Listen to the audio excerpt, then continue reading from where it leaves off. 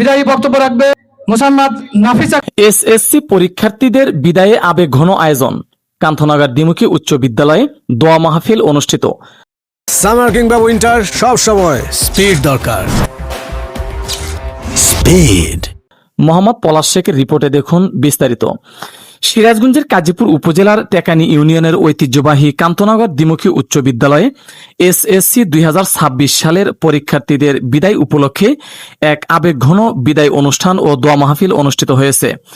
বুধবার 15 এপ্রিল সকালে বিদ্যালয় মাঠে আয়োজিত এ অনুষ্ঠানে উৎসব মুখর ও প্রাণবন্ত পরিবেশের মধ্য দিয়ে বিদায়ী শিক্ষার্থীদের আনুষ্ঠানিকভাবে শুভকামনা জানানো হয়। অনুষ্ঠানে বিদ্যালয়ের শিক্ষক, শিক্ষার্থী, অভিভাবক, স্থানীয় বিএনপি ও এর সহযোগী সংগঠনের নেতাকর্মী, সাংবাদিক এবং এলাকার গণ্যমান্য ব্যক্তিবর্গ উপস্থিত ছিলেন। অনুষ্ঠানের শুরুতে পবিত্র কোরআন তিলাওয়াতের মাধ্যমে কার্যক্রম শুরু হয়। এরপর বিদায়ী শিক্ষার্থীদের উদ্দেশ্যে দিক নির্দেশনামূলক বক্তব্য প্রদান করেন অতিথিরা।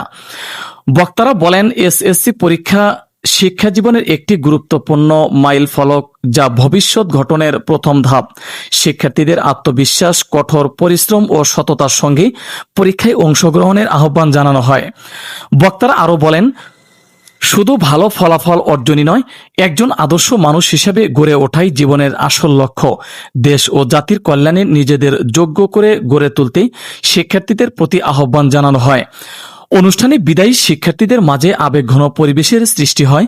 প্রিয় শিক্ষা প্রতিষ্ঠান, শিক্ষক ও সহপাঠীদের ছেড়ে যাওয়ার অনুভূতিতে অনেকেই স্মৃতিচারণ করেন এবং আবেগঘনলাপ্রদ হয়ে পড়েন। সবশেষে বিদায়ী শিক্ষার্থীদের সার্বিক মঙ্গল, সুস্বাস্থ্য এবং আসন্ন এসএসসি পরীক্ষায় সাফল্য কামনা করে বিশেষ দোয়া ও মোনাজাত অনুষ্ঠিত হয়। অনুষ্ঠানের মাধ্যমে শিক্ষার্থীদের জীবনের নতুন পথ চলার জন্য শুভকামনা জানানো হয়।